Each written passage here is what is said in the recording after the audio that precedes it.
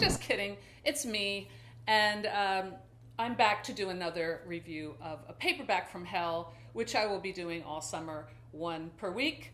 And this week's paperback is The Longest Night by J.N. Williamson.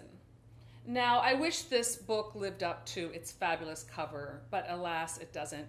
I did not really get into this one. It starts out promising enough where it takes place in a brothel in the 1930s, and it has the cliche characters of the old-timey piano player and all the different ladies of the night in their various stages of debauchery. And then there is a virgin who's about to be sacrificed on the altar of whoredom, if you want to call it that. Her name's Polly, and she is this beautiful young woman, blonde with the skull face in the mirror. I do love this cover. It's very cool. I wish I had had this cover for my book, Unmasked. So it starts out with this girl is about to be initiated into her first time being a prostitute. And she's this young, innocent 17-year-old. And her first client, unfortunately, is this really hideous man named Patch.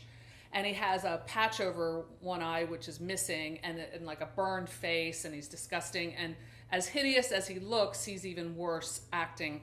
And he starts to really abuse her, and she fights back and tells him he's ugly and, you know, spits in his face, and he goes crazy and starts like taking out his gun and mowing everybody down in the whorehouse. And flash forward 50 years, a young family moves into the house, and of course it's haunted, and these different and they're kind of set up to move in, and that's another part of the story. And the woman's pregnant, and they have a son, and the husband is kind of being visited upon by this young Polly in these nocturnal visits of seduction. And there are like packs of ghostly dogs in the backyard. It's kind of like Amityville Horror, I guess. But I don't know, I just didn't really get into this one. I think it was the way it was written. It's very like almost like overwritten. And I couldn't relate to the characters. I didn't really feel a lot of empathy for them. And maybe that's just me. I don't know. I don't know. It sounds like a great idea, but I just really couldn't get into this one. But I did read it. It took me a couple days, so I kind of zipped through it. But I found that the prose, it's very like, I felt like the prose was very dense, but not in a good way. So I'll give you a little bit of example of what I mean. Batilda wears these too. So, and he also found that the ordinary modern life incessantly urged upon him by Donna, that's his wife, by most of his acquaintances and the Les Pagets he'd worked for, could be so overwhelmingly ruinous, so soul-numbingly dispiriting, that there was only one motivation a friend might have for coaxing anybody from a satisfying private world of romance and fantasy: sheer jealousy, envy.